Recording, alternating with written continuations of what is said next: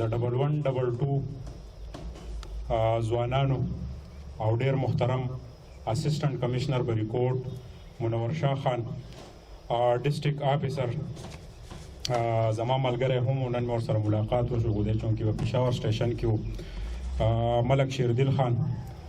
د دې بریکوټ انچارج د مټي څومره ملګري چې د ایم ایس بریکوټ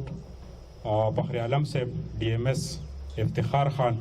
زما د بریکوټ پریس کلب ملګرو او کم فیمیل سټاف چې دی دوی ته سلامونه وایم ډیره مننه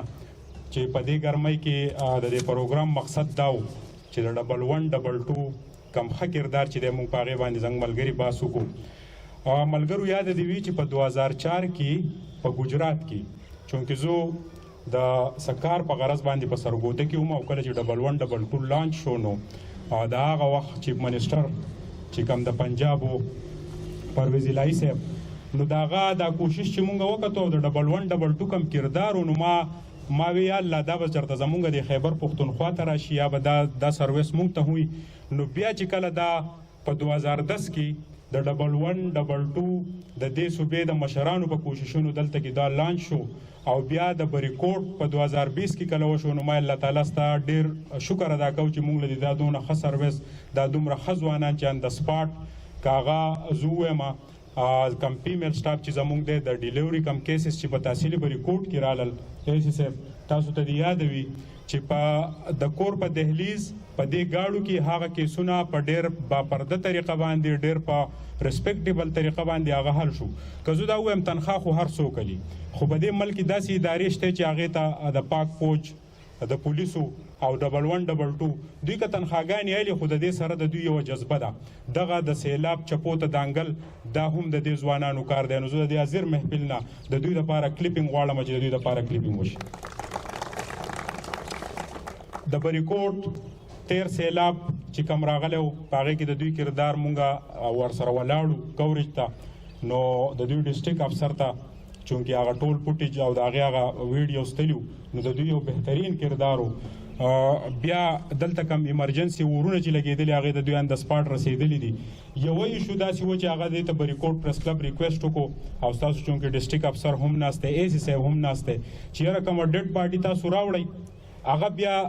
تاسو وړئ هم نو هغې کې به ستاسو هغه کومه دغه چې د 1122 په هغه کردار به ګوتې نه چوتېږي ولې چې تېر یو دوه ریپورټه داسې راغلي وو چې په هغې کې زه هم ستاسو نه معذرت خوایم چې هغې کې مونږ ریپورټینګ کړی او په هغې کې هغه محلې والا احتجاج کړی نو زه د ستاسو د ډسټریکټ افسر او د ایسي صاحب نه دا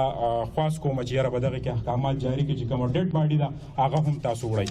زه دلته چې کوم ملګري ناست دي چونکې د مټې نه زه د اکرام الله خان اکرام بل عبید الله انجینر ابي حیات کاشف خان شعیب خان وسیم الله ابرار خان مظفر شاه حیدر اظهار عالم اجمل خان د دوی هم ډیر مشکور یم چې یاره د پروګرام له په وخت رالل او بیا خصوصا د اکرام الله لکه دا جذبه په لږو لږو افسرانو کې چې یاره داسې پروګرام ارینج کړي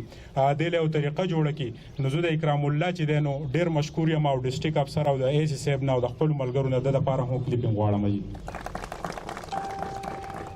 او که 1122 ډیر کردار ادا کړي خو هغه میډیا چې د دوی نه په شا نو د دوی هغه کردار مخې ته نه راځي نو زمونږ د بریکوټ کم رجسټرډ پریس کلب چې دی نو دا تاسو تسلي وساتئ چې کوریج به دله هم کوو سیند ته به در سره هم کوزیږو اور به در سره هم مړ کوو او په نورو سختو کې به در سره هم ولاړ یو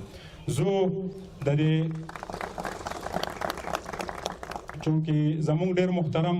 د دې سب ډویژن بریکوټ ایسي صاحب ناست دی دلته مخکې بازیره دور کندرات دي تاسو به لیدلي بری بادشاه بیا سکندر اعظم ټیک ور وکړو نو اوس منور شاه خان دی نو ماله پکار دی چې ډېرې خبرې ونه کړم ولې چې دی به تاسو ته خپل تقریر کوي زمونږ ملګری دی او الله تعالی دې دله لویه ورځ ورکړي چې زمونږ جن ته یو دونه ایماندار افسر رالو چونکې د چکدرې سره یې تعلق دی نو په دې روایاتو خبر دی په دې کور کلي په درد غم خبر دی نو درنګ جهان مننه ډېر وخت تاسو نه علمه زمونږ د بریکوټ پریس کلب د طرفه څنګه زموږ ملګري ووایي د کاغذ په یو ټوکړه کې ستاسو نومونه دي او زموږ د بریکوټ پریس کلب نوم دی پی نو هغه به تاسو قبلوئ د دې نه بدله نور هم کو نور بدله هم کو آباد اوسئ بریالي اوسئ او الله تعالی دې تاسو په خپل امان او حفاظت کې وساتي درنګ جهان مننه مهرباني